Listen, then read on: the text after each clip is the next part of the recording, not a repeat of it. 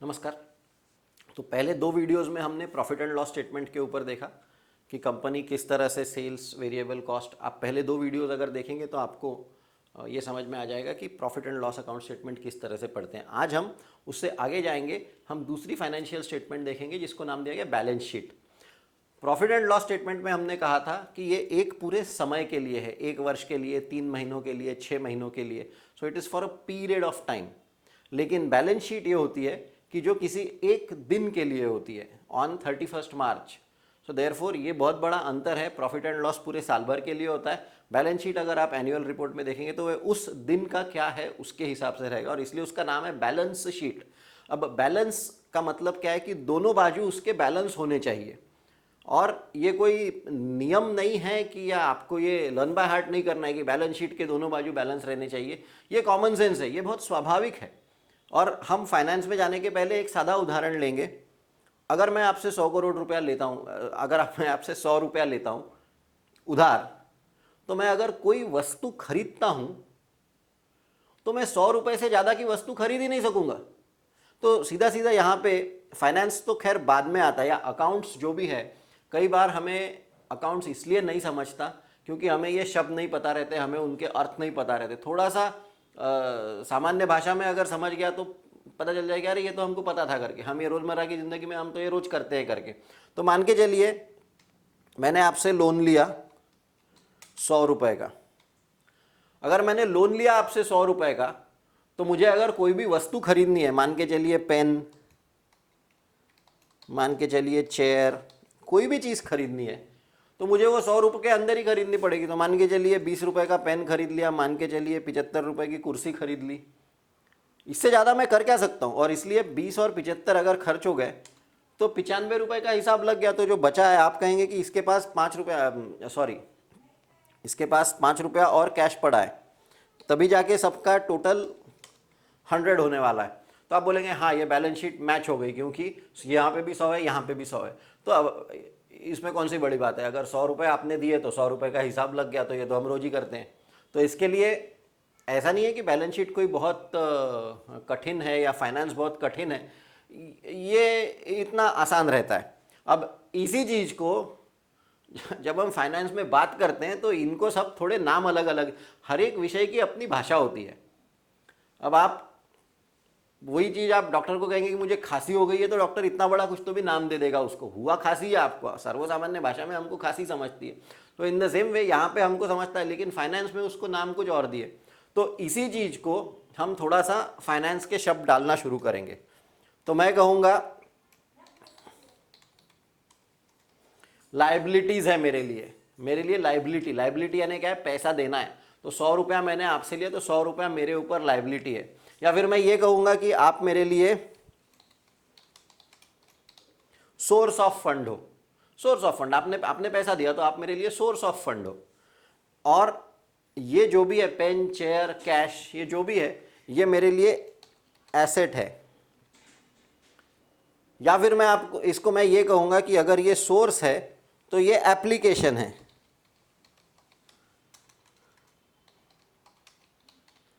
ये सोर्स है तो ये एप्लीकेशन है। एप्लीकेशन का क्या मतलब है? मैंने आपसे 100 रुपये लिए, आप मेरे लिए सोर्स हो।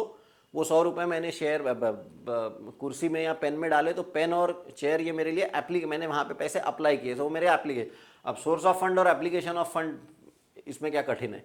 या लाइबिलिटी और एसेट, इसमें क्या कठिन है? तो इसी चीज़ को अगर इस तरह से लिख दो तो हो गया आपका बैलेंस शीट, और ये दोनों बाजू आपके मैच हो गए तो ये हो गया आपका बैलेंस शीट। सो ये कंसेप्ट है, ये इतना आसान रहता है। अभी इसको थोड़ा सा हमारे उदाहरण में जो हमने पहले किया था, और इसलिए पहले के दो वीडियोस देख लीजिए तो आपको बराबर से लिंक लगेगी। हमने पहले के वीडियो में शुरुआत में कहा था कि ये कंपनी ऐसी है कि जिसमें मैंने 100 करोड़ रुपया खुद का लगाया और 100 करोड़ रुपया उधारी में लिया, और उसके बाद हमने पूरा प्रॉफिट एंड लॉस किया। तो ये 200 करोड़ रुपए लिखे कहाँ पे जाते हैं? तो ये 200 करोड़ रुपया बैलेंस शीट में लिखे जाते हैं। और इसलिए अभी हम यहाँ पे करेंगे कि चलिए पहले मैं इक्विटी लिख देता हूँ। चलो, वैसे तो मुझे डेट लिखना था। इक्विटी 100, एक लाइन छोड़ के या 2 लाइन छोड़ के मैं डेट 100 लिखता हूँ। तो ध्यान देंगे, मेरी कंपनी जब हमने शुरुआत किए थे, सबसे पहले मैंने कुछ भी पहला दिन, पहला व्यवसाय, पहली कुर्सी बनाने के पहले सबसे पहले T0 पे ये था कि मैंने खुद का 100 करोड़ रुपया लगाया और मैंने किसी से बैंक से 100 करोड़ रुपया उधार लिया और मैंने मेरी बैलेंस शीट इस तरह से बनाई कि पहले दिन पे मेरे पास 100 करोड़ खुद का पैसा है, मेरे पास 100 करोड़ उधारी का है और इसलिए मेरे बैलेंस शीट 200 करोड़ की है। अभी पहले दिन जब कंपनी ने कुछ भी व्यवसाय, कुछ भी नहीं किया, तो स्वाभाविक सी बात है कि मेरे पास कैश ये 200 करोड़ की रहेगी। इसमें कौन सी बड़ी बात है, 100 करोड़ यहाँ पे, 100 करोड़ यहाँ पे, 200 करोड़ वहाँ पे। तो ये हो गया पहला भाग। अभी हमने कहा था, सबसे पहले जब हमने वीडियो कहा था जिसमें हमने एबिटडा के बारे में बात की थी, और एबिटडा के बारे में हमने जब बात की थी उसमें डेप्रिसिएशन अमोर्टाइजेशन के बारे में बात की थी, और हमने कहा था कि मशीन जो हम खरीदे जब ये 100 करोड़ का, तो 100 करोड़ पैसे तो चले गए जिसने मशीन बेचा उसके पास। तो ये चीज़ अगर हमें यहाँ पे दिखानी है तो what we will do is, ये जो 100 करोड़ उधार लिया था मैंने, ये 100 करोड़ अभी यहाँ पे I will write machine 100 crore. अब अगर मशीन 100 करोड़ हो गया तो मेरे पास कैश अपने आप 100 करोड़ बचेगी। अगेन उसमें कोई बहुत बड़ी बात नहीं है। फिर भी चाहे जो भी हो, दोनों का एडिशन तो 200 करोड़ ही है। So where is the big difference here. तो ये हो गया अपना पहला भाग। अभी जैसा जैसा पहला साल खत्म होता है, अब जब पहला साल खत्म हुआ, हमने पहले साल में क्या किया कि 100 करोड़ की मशीन थी, लेकिन 100 करोड़ में से 20 करोड़ हमने कंज्यूम किया। अब जब हमने 20 करोड़ कंज्यूम किया, जो कि हमने यहां पे लिखा डेप्रिसिएशन एंड अमोर्टाइजेशन 20 करोड़। अब ये 20 करोड़ कहां से कंज्यूम किया, ये जो 100 करोड़ की मशीन थी इसमें से 100 करोड़ में से 20 करोड़ निकल गए, यानी ये एक साल बाद की बात कर रहे हैं हम।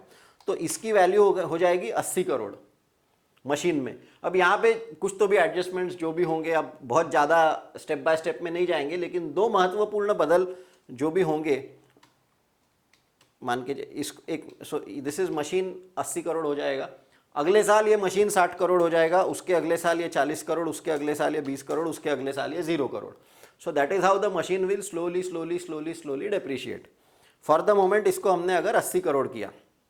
दूसरा यहाँ पे एक साल के बाद आने वाला बदलाव क्या आने वाला है, एक साल के बाद ये जो 80 करोड़ है, सॉरी ये जो 28 करोड़ है, ये 28 करोड़ कहाँ पे जाएंगे, ये 28 करोड़ कहाँ पे जाएंगे। सो देयरफॉर, क्योंकि साल तो खत्म हो गया, अब साल अगर खत्म हो गया, सबका सब कुछ दे दिया, तो एक चीज़ होती है रिजर्व्स एंड सरप्लस, और वो रिजर्व्स एंड सरप्लस में आपके ये 28 करोड़ रुपया लिखे जाएंगे। तो ध्यान देंगे, पहले साल 100 करोड़ मेरे खुद के थे, दूसरे साल, और ऑफ कोर्स यहाँ पे थोड़ा बहुत डेट भी कम हुआ रहेगा क्योंकि मैं ईएमआई पे समथिंग जो भी कैलकुलेशंस होंगे वो देख सकते हैं, अभी उसमें पूरे बारीकी में नहीं जा रहे। तो 100 करोड़ मेरे खुद के पहले से थे, मैंने सबके सब कुछ देने के बाद जो पैसा बचा वो 28 करोड़, वो भी मैंने इस साल के बैलेंस शीट के एंड में लाके रख दिया। यानी अगला साल जब शुरू होगा तो उसका जो नेट सेल्स है उसका वो फिर से पूरा बनेगा, और रिजर्व्स एंड सरप्लस जो बचेगा साल के अंत में वो फिर से यहाँ पे आ जाएगा। तो अभी अगर ये 2-4 पॉइंट समझ में आ गए, ये बैलेंस शीट हो जाएगी टैली, थोड़ा कुछ कम ज़्यादा करके। अपना बैलेंस शीट टैली करने का अपना ये सत्र नहीं है, हम यहाँ पे अकाउंटिंग या कॉस्टिंग या वो सारी चीज़ें नहीं समझ रहे हैं। हम यहाँ पे ये समझने की कोशिश कर रहे हैं कि एक अच्छी बैलेंस शीट कैसे ढूंढेगा कोई ऐसा निवेशक जिसको कॉमर्स नहीं समझता, और उसके लिए हमें ये सारी टर्मिनोलॉजी से थोड़ी सी दोस्ती करना आवश्यक है। अभी इसी को आगे लेके जाएंगे। यहाँ पे एक चीज़ बहुत महत्वपूर्ण है समझना कि पहले साल मैंने 100 करोड़ रुपए खुद के लगाए थे, जिसके ऊपर मुझे 28 करोड़ का प्रॉफिट हुआ था। अभी 28 करोड़ रुपया वैसे देखा जाए तो मेरा ही पैसा है, वो मुझे वापस मिलना चाहिए, पर कंपनी को अगर कुछ और, इसको एक निवेशक इस तरह से देखेगा, अगर 100 रुपया लगा के उसके ऊपर अगर उसको 28 रुपये एक साल बाद मिल रहा है रिटर्न, तो ऐसे कंपनी से वो पैसा बाहर क्यों निकालेगा। वो तो बोलेगा हर साल आप 28% से मेरा पैसा बढ़ाओ। तो इसलिए हर बार कंपनी पूरा का पूरा प्रॉफिट दे देती है ऐसा आवश्यक नहीं है, क्योंकि कंपनी को अगर कुछ और दूसरा प्लान करना है, कंपनी को जैसा हमने कहा था कि क्या नहीं करना चाहिए, ये ऐसे उधारी उधारी उधारी नहीं लेनी चाहिए, लेकिन क्या करना चाहिए, ये जो 28 करोड़ रुपया आपका बच रहा है, अगर आप ये 28 करोड़ रुपया बच रहा है तो उसको अगर आप हर बार अपने व्यवसाय में बढ़ाते हैं, अगर आप 4 साल इसको बचाएंगे तो आपके 100 करोड़ तो ऐसे ही बच जाएंगे। आप 100 करोड़ में एक और फैक्ट्री डाल दो और तब तक 4 साल में आपका डेट भी आपने काफ़ी हद तक कम किया रहेगा। तो इसलिए कंपनीज को पैसा लगते रहता है, और वो किस प्रकार से पैसा लेते हैं, ये भी सोर्स ऑफ फंड ही है, ये भी लाइबिलिटी है। तो कंपनी के लिए 3 सोर्स ऑफ फंड हो गए। एक, मैंने प्रमोटर ने खुद का पैसा डाला, दूसरा मैंने उधारी ली, और तीसरा मैंने जो व्यवसाय किया वो व्यवसाय में से जो लाभ हुआ, जो प्रॉफिट हुआ, उसको मैंने कंपनी में लाके रख दिया। और ये तीनों में से ये जो है ये सबसे अच्छा वाला है। प्रॉफिट्स में से ही कंपनी बढ़ती रहनी चाहिए, जिसको इंटरनल अक्रूवल कहते हैं। तो बार बार मुझे बाजार में जाके पैसा उठाने की आवश्यकता नहीं है, चाहे इक्विटी बोलो चाहे डेट बोलो। Warren Buffett is very much against ESOP. ESOP के वो अगेंस्ट क्यों है? क्योंकि आप ये इक्विटी डाइल्यूट करते जा रहे हो। ही सेज कि इक्विटी जितनी कम रहेगी उतना अच्छा है, क्योंकि फिर ये 28 करोड़ रुपया उस छोटे बेस पे जाएंगे। अगर ये 100 करोड़ को 200 करोड़ हो गया तो पहले हर एक को जिसको 28 रुपया मिल रहा था अभी उसको 14 रुपया मिलेगा, या जो भी कैलकुलेशन होगा वो। So therefore let us understand कि we have to have a balance sheet which is healthy. Balance sheet सिर्फ बड़ी होना आवश्यक नहीं है। इसको कर दो आप 600 करोड़, हो गई बैलेंस शीट बड़ी, लेकिन वो हेल्दी थोड़ी ना है।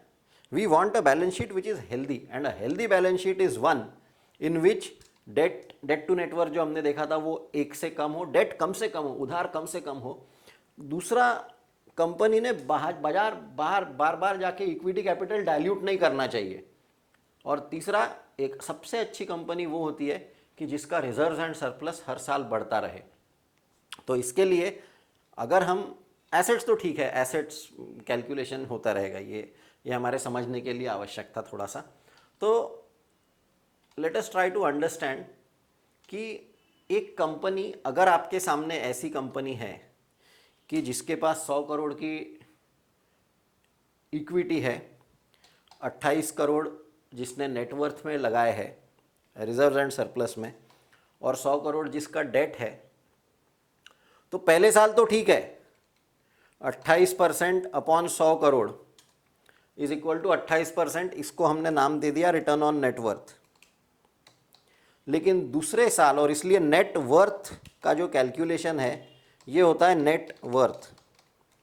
नेट वर्थ या शेयर होल्डर्स फंड जिसको कहते हैं, बैलेंस शीट में दिखता है ऐसे कि ऐसे लिखा रहता है शेयर होल्डर्स फंड या नेटवर्थ। नेटवर्थ क्या रहता है? Equity plus reserves and surplus, equity plus reserves and surplus, और ये दोनों जब आप ऐड करेंगे तो उसको नाम दिया गया नेटवर्थ या इक्विटी। आप सीधा इक्विटी भी बोल सकते हैं, क्योंकि ये 28 करोड़ रुपए और ये 100 करोड़ रुपए में वैसा कुछ फर्क नहीं है। ये 100 करोड़ रुपए भी शेयर होल्डर के ही है, ये 28 करोड़ रुपए भी शेयर होल्डर के ही है। सो बस नाम अलग दिया, बोनस में इसका काम आता है, वो हम बाद में देखेंगे कभी। सो ये हो गया आपका नेटवर्थ। अभी पहले साल आपका नेटवर्थ केवल 100 रुपया था, और 100 रुपये पे पहले साल आपने 28 रुपया प्रॉफिट किया था, इसीलिए आपका पहले साल का नेटवर्थ, रिटर्न ऑन नेटवर्थ था 28%, और पहले साल के एंड में आपका नेटवर्थ हो गया 128। Now the important part is, ये कंपनी अगर अगले साल फिर से 28 करोड़ का प्रॉफिट करती है तो आपका रिटर्न ऑन नेटवर्थ 28 अपॉन 128 होगा, क्योंकि आपके पहले सिर्फ 100 रुपए शेयर होल्डर के लगे थे। दूसरी बात, दूसरे साल में आपके 28 रुपए भी उस कंपनी में लगे हैं, और इसलिए अगर कंपनी ऐसा करती है तो ये कंपनी का परफॉर्मेंस थोड़ा कम हो गया, हम ये कहेंगे, क्योंकि अब आपका रिटर्न ऑन नेटवर्थ 22% हो गया, जो कम नहीं है। 22% भी अच्छा है, और डेट कंपनी ने बढ़ाया नहीं है, ये अच्छी बात है। इक्विटी कंपनी ने बढ़ाई नहीं है, ये अच्छी बात है। लेकिन हम ये चाहेंगे कि अगर आप 100 करोड़ पे 28 करोड़ लेके आ सकते हो, तो 128 करोड़ पे भी 28 करोड़ ही ला रहे हैं, तो क्या मतलब है? That means this is inefficient deployment of this 28 crore. मैं तो चाहूँगा कि ये 28 का कितना 36 हो जाए, हाँ, समथिंग लाइक दैट। अगर 36 करोड़ हुआ तो फिर ये मेंटेन होगा 28 करोड़, मुझे ये चाहिए। इसलिए अच्छा क्या है, कंपनी ने डेट नहीं बढ़ाया अगले साल में। अच्छा क्या है, कंपनी ने इक्विटी नहीं बढ़ाया अच्छे साल में। लेकिन बुरा क्या है, कंपनी जितना पहले खुद का परफॉर्म कर रही थी अभी उतना अच्छा कर रही है लेकिन खुद के स्टैंडर्ड से नीचे आ रही है। I don't want a company which is going down. मैं शेयर होल्डर हूँ, मुझे जितना भी दो कमी है, मुझे और अच्छा ही चाहिए। उधार लेंगे नहीं लेंगे, इक्विटी कैपिटल बढ़ाएंगे नहीं बढ़ाएंगे, तो पैसा बढ़ेगा। आप अच्छा काम करो, आप आपके कॉस्ट कम करो, आप सेल्स बढ़ाओ, आप प्रॉफिट एंड लॉस बढ़ाओ, प्रॉफिट बढ़ाओ, प्रॉफिट को आप रिजर्व एंड सरप्लस में डालो। ये एकमात्र तरीका है जो मुझे कंपनी अच्छी लगती है। 7,000 कंपनीज है शेयर बाजार में, आप ज़्यादातर कंपनीज को ना ही बोल दो, बहुत चुन के एक कंपनी चुनो, तो आप अच्छी कंपनी, आपको ना बोलने को आपको बहुत स्कोप है। सो इसके लिए this is what is your first calculation of the balance sheet, कि हमारा रिटर्न ऑन नेटवर्थ मैक्सिमम चाहिए, लेकिन बैलेंस शीट बढ़ते रहनी चाहिए। लेकिन कैसे बढ़ते रहनी चाहिए? इस प्रकार से बढ़ते रहनी चाहिए। इक्विटी नहीं बढ़ेगी, डेट नहीं बढ़ेगा, सिर्फ रिजर्व एंड सरप्लस बढ़ेगा। सो ये हमारा पहला सेशन था बैलेंस शीट के ऊपर। हम इसके बारे में और देखेंगे हमारे अगले सेशन में। धन्यवाद।